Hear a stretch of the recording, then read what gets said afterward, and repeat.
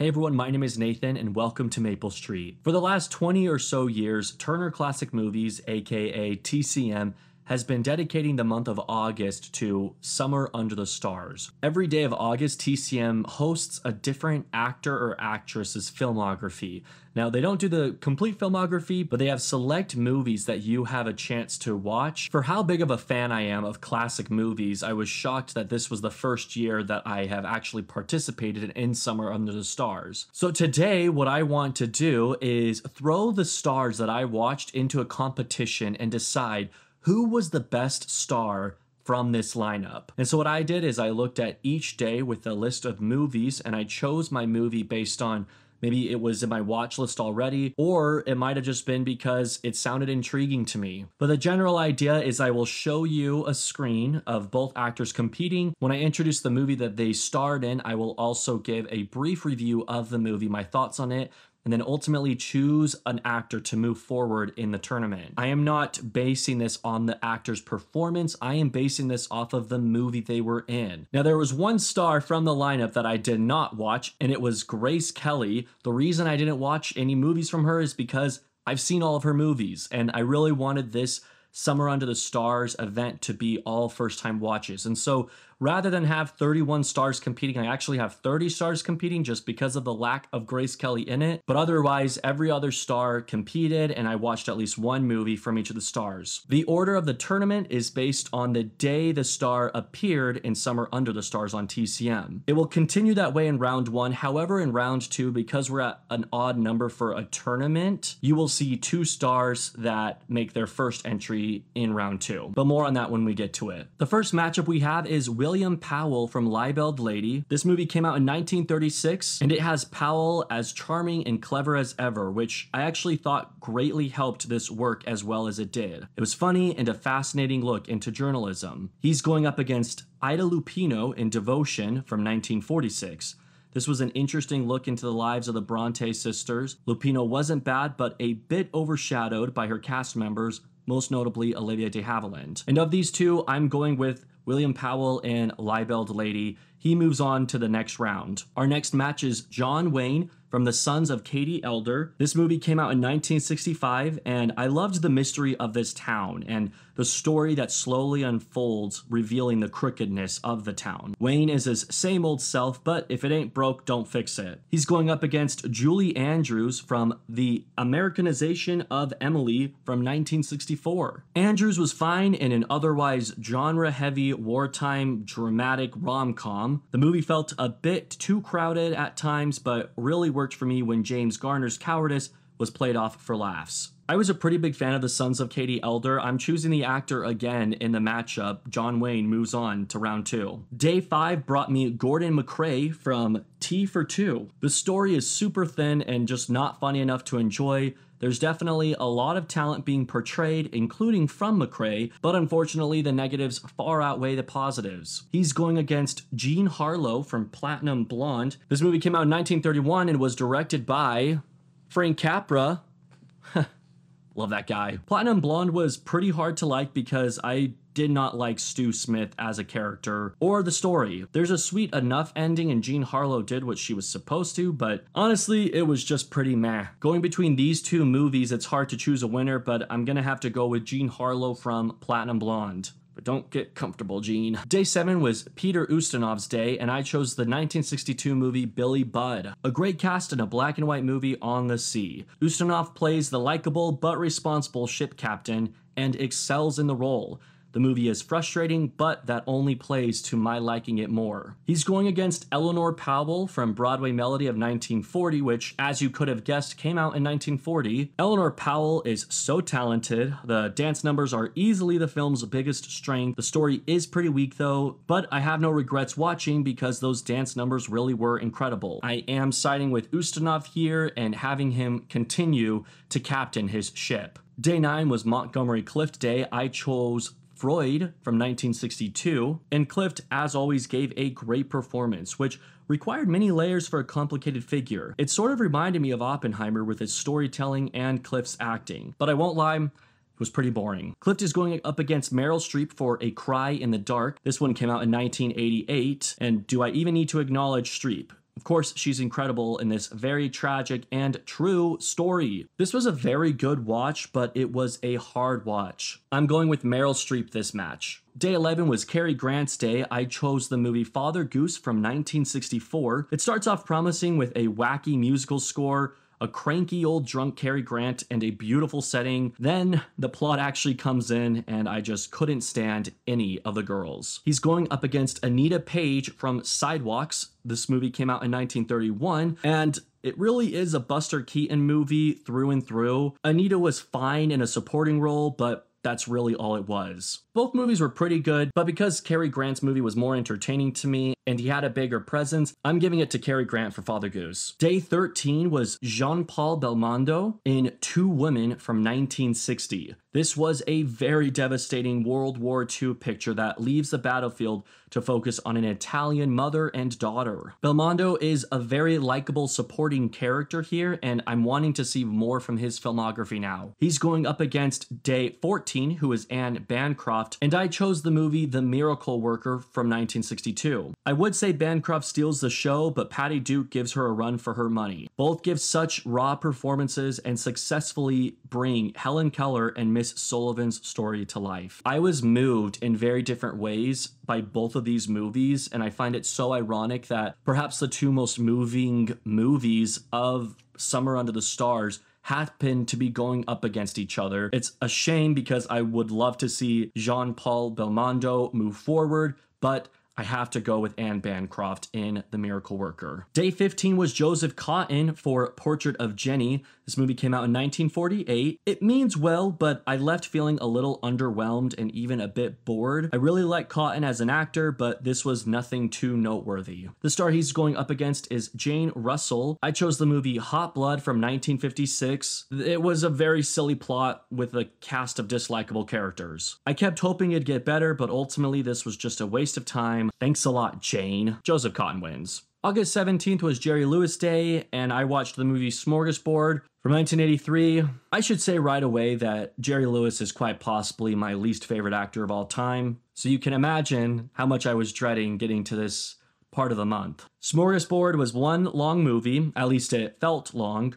with gag after gag, and it's those gags that weren't funny to begin with, but yet 5 minutes pass and they're still going. Spoiler alert, this was the worst watch of the entire month. Also, I hate that I spent so much time talking about it. I need to move on. He's going up against Katharine Hepburn for the movie Pat and Mike from 1952. I especially loved the central plot of Hepburn getting stage fright in sports anytime her fiance is watching, particularly a tennis match that's an exaggerating depiction of Hepburn's nervousness. It left me laughing out loud. And then Spencer Tracy's character comes in and made this worse. But nowhere near as bad as Smorgasbord. Hopefully I never see a movie like that. Katharine Hepburn moves on. Jerry Lewis is shrunken. He gets a shrunken head from Beetlejuice and thrown away. Never want to see that movie again or think about it. August 19th was John Gilbert Day. I chose the movie Flesh and the Devil. This movie came out in 1926, and it's the only silent film of the challenge. I was especially impressed by the innovative filmmaking and the unexpected ending. Gilbert gives a very silent film performance, but that's not necessarily a bad thing. He's going up against Gene Crane on August 20th. I chose the movie A Letter to Three Wives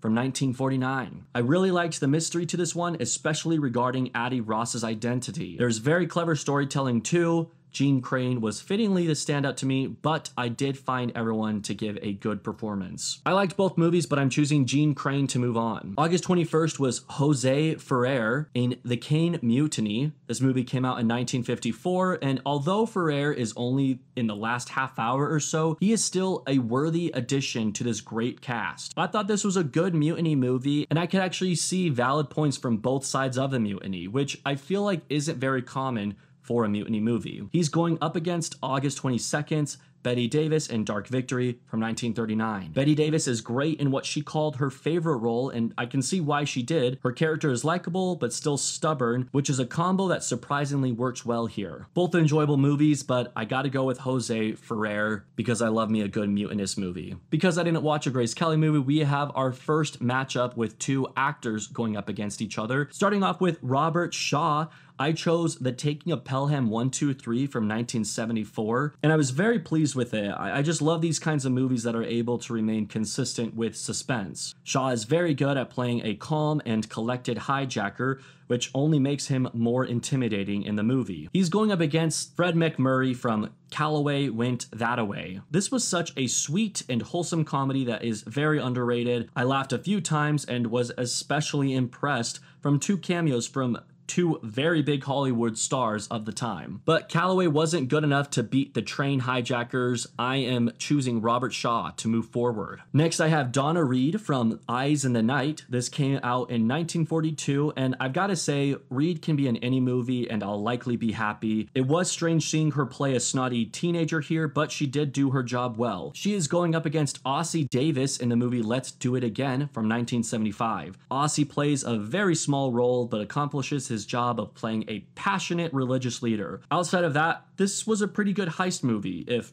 heist is what you would call this, and it had a few funny moments too. Ultimately, I'm choosing Donna Reed to move forward to the next round. Next up, I have Marlene Dietrich from Shanghai Express. This movie came out in 1932, and I was especially impressed by the cinematography and lighting. They are absolute eye candy. Dietrich is good here. I wasn't a fan of Clive Brooks' character, though. She's going up against Leo Gorcey in Crime School from 1938. This is basically the Newsies, but without the music and if the boys were in jail. I loved the familiar subgenre of a teacher figure improving the lives of troubled teens. Gorcey plays perhaps the most troubled teen, and with this being my sole Gorcey movie I've ever seen, I thought he did a good job. While Shanghai Express is much more iconic, I enjoyed Crime School more. I'm having Leo Gorcey move on. That ends round one. Here is a look of our fallen stars that did not make it past the first round. We'll now move on to round two, where we still have two actors to introduce. Let's get started. First off, we have Ginger Rogers from Primrose Path.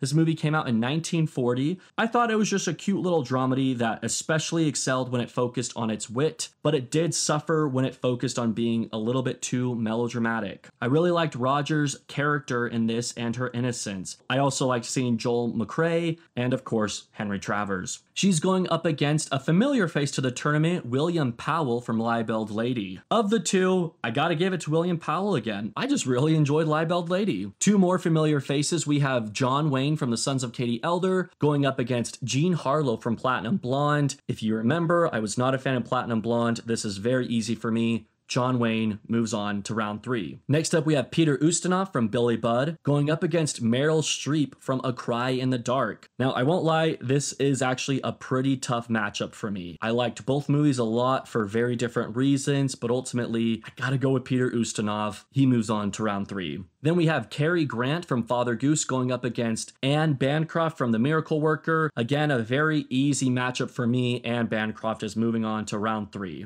Then we have Joseph Cotton from Portrait of Jenny going against our final star to make an appearance. It is Tony Curtis in The Great Race from 1965. A quick note on The Great Race. I thought Curtis was funny as this Metro Man type of character, and the journey was okay, but the movie is literally about racing around the world, so that's not a good sign to just be okay. Jack Lemmon ultimately ruined the movie for me, though. I'm sorry, guys. His ham acting has just always driven me nuts. I've got to go with Joseph Cotton. He moves on to round three. Next, we have Katharine Hepburn from Pat and Mike going up against Jean Crane from A Letter to Three Wives. This is a solid matchup. I got to go with Jean Crane, though. Then we have Jose Ferrer from The K Mutiny going up against Robert Shaw from The Taking of Pelham 1, 2, 3. Both movies I enjoyed a lot, but I've got to go with Robert Shaw, moving on to round three. In the final matchup of round two, we have Donna Reed in Eyes in the Night going up against Leo Gorcey in Crime School. Both movies that I thought were good, but because I already liked the subgenre of Crime School, I'm going with Leo Gorcey. He moves on to round three. Here is a look at the fallen stars of round two. Let's move on with round three.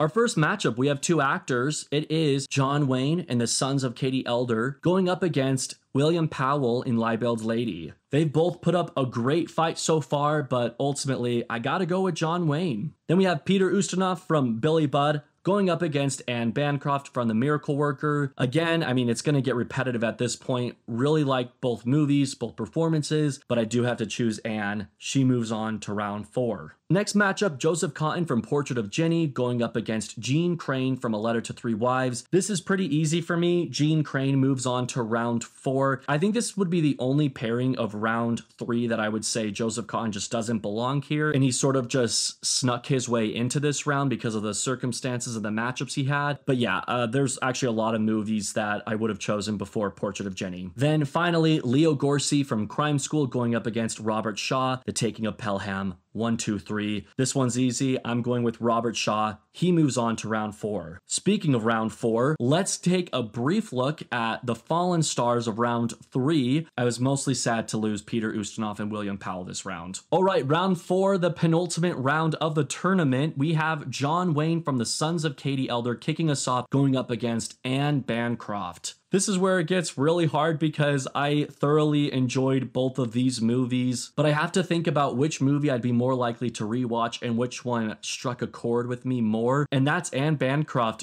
going into the finale. And our final matchup before the finale, who will be joining Anne Bancroft? We have Jean Crane from A Letter to Three Wives going up against Robert Shaw from The Taking of Pelham 1, 2, 3. I do have a pretty easy pick here, but I still appreciate the match because I thought that both of them were in really good movies. I do have to go with Robert Shaw, and he joins Anne Bancroft in the finale. Round 4, Fallen Stars, John Wayne and Jean Crane. You both fought well, but ultimately, the grand finale. Let's do this. It is Anne Bancroft from The Miracle Worker going up against Robert Shaw, The Taking of Pelham 1, 2, 3. The winner of TCM's Summer Under the Stars, Maple Street's Battle of the Stars 2024 is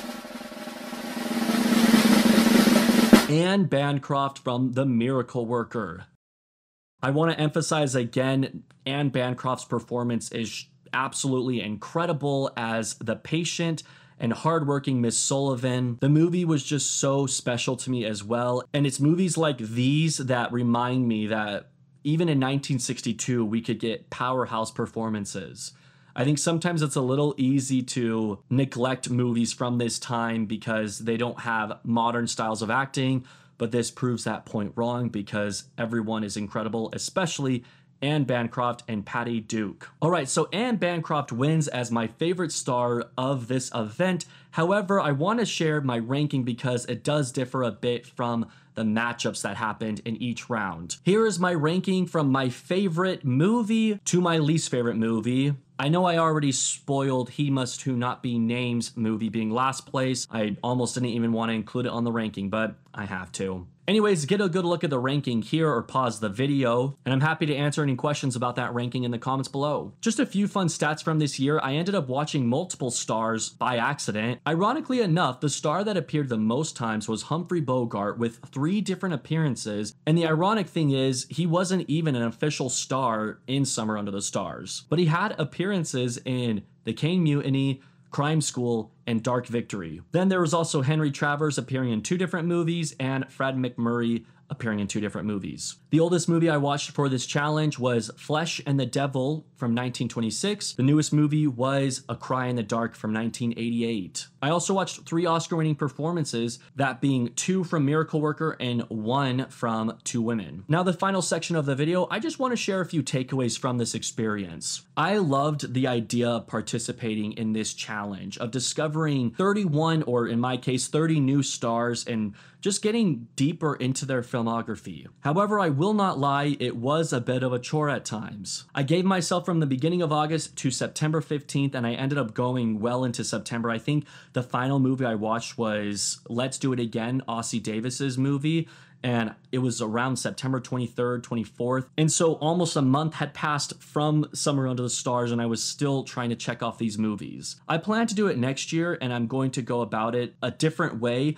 Rather than wait until August 1st, I think what I'll do is once they announce the lineup of the Summer Under the Stars, I will start watching what movies are available or what movies I might own before August even starts, just to get a head start, and also so I can release this video earlier next year. And then hopefully too, if I continue my rule of going till September 15th, I have a little bit more wiggle room so that I don't feel so obligated and stressed to watch all 31 movies. But ultimately, I really did find it fun, especially to choose from the limited movies that TCM offered, because it's not the complete filmography of the star. They only offer X amount of movies and certain movies there. There were some stars who were on the lineup that I wanted to watch different movies, but they weren't offered as part of the lineup, so I had to choose what was offered. And I actually liked that. I found it pretty fun to choose, all right, you're given these options, which movie do you choose? And then furthermore, which star comes out as the best, or I guess in this case, my favorite, of the lineup. Let me know if you liked this video. It will especially help if I plan to do it next year. I want to make sure that it's not falling on deaf ears. But as always, thank you so much for visiting Maple Street. I really appreciate it, and I hope you have a great rest of your day.